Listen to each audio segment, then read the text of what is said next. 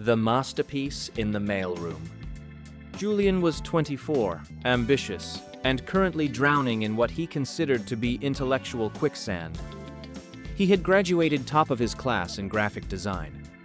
He had a portfolio full of avant-garde branding concepts and neon-soaked typography. He was ready to change the visual landscape of the world. But right now, Julian was stuffing envelopes. 500 invitations for the agency's annual gala. Fold, insert, lick, seal, stack, repeat. It was 7:30 p.m. on a Tuesday. The senior designers, the ones actually making art, had left hours ago. Julian sat alone in the open-plan office, the hum of the refrigerator, the only sound accompanying his misery. He aggressively creased an envelope, tearing the corner. He tossed it into the recycling bin with a curse. "I am wasting my life," he muttered. "I'm a designer, not a machine." He reached for his phone to doom-scroll, desperate for a dopamine hit to numb the boredom. "You missed a spot." Julian jumped. He hadn't heard Elias come in. Elias was the agency's creative director, a man of few words who had won every award worth winning. He was standing by the door, holding a single, unsealed envelope from Julian's finished stack. "It's just an invite, Elias." Julian sighed, tired of pretending. "It's grunt work. I'm just trying to get through it so I can get back to the real work tomorrow." Elias walked over and sat on the edge of Julian's desk.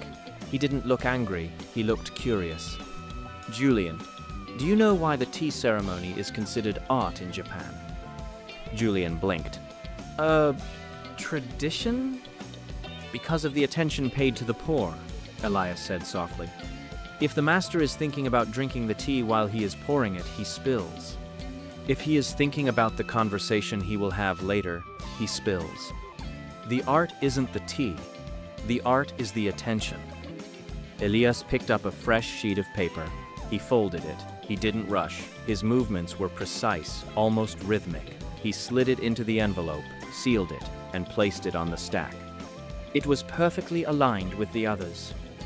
"You treat this moment like it's an obstacle," Elias said, looking Julian in the eye. "You think the real work is waiting for you in the future. But you don't live in the future. You live right now.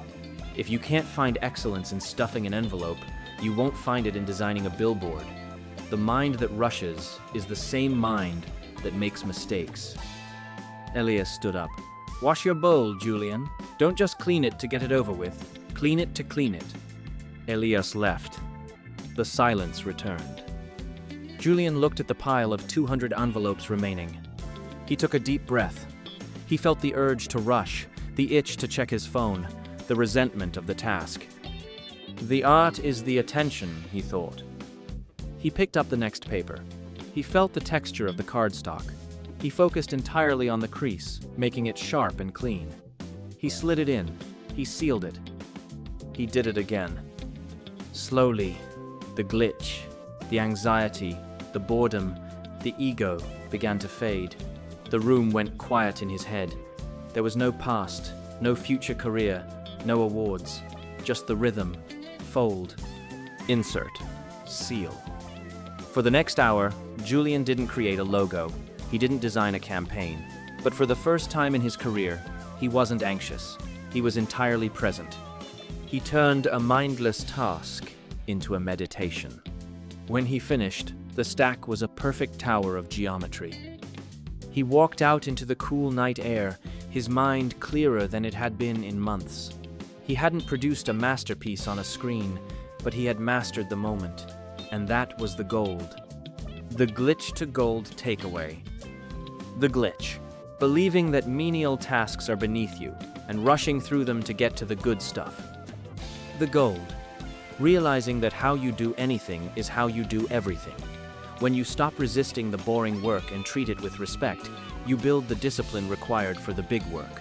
Please don't forget to like, comment, and subscribe to our channel.